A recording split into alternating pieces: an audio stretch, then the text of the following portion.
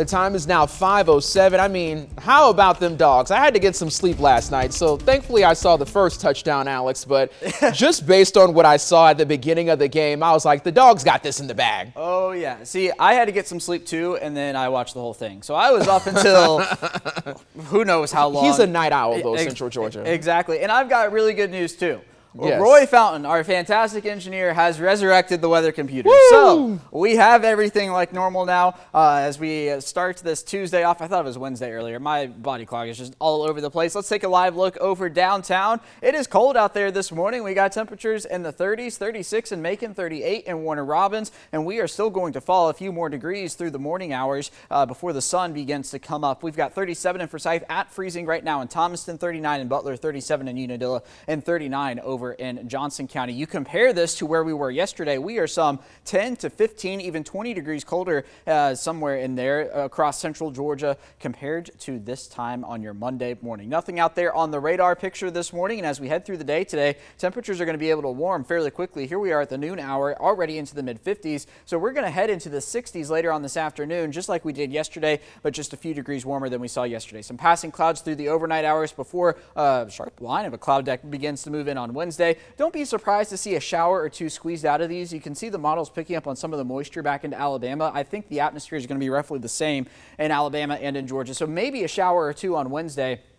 Clouds increasing through Wednesday night, and then comes Thursday, and this is when things could get interesting. Waking up to just a few showers across the area. This is 5 a.m. here, but then once we get later into the afternoon, notice how we get these storms to develop, kind of like isolated in nature, and that is going to be ahead of a main line of storms that's going to roll through Thursday afternoon and evening. This is 6 p.m. here, and this is as far out as this specific model goes. So as we switch to the long-range models, you'll see it does move the line through fairly quickly. The Storm Prediction Center has already outlined parts of central Georgia in a level 2 risk area. Sparta, Milledgeville, Warner Robins, Perry, Montezuma areas to the north and west, a level 1 elsewhere. The main threat is going to be for damaging winds, but also cannot rule out a brief tornado, especially in those cells you saw ahead of the line, and then obviously the threat for heavy rainfall as well. So here's what I'm talking about in terms of the longer range stuff. You can see 5 p.m. there on our doorstep, but then out of here by 1 a.m. on Friday morning. So this is going to be a Thursday afternoon and evening event, clearing out for the weekend, turning much cooler here in central Georgia with no rain concerns. So the front is going to return our temperatures back to winter standards, if you will, 60s the next few days, even 73 by the time we get to Thursday.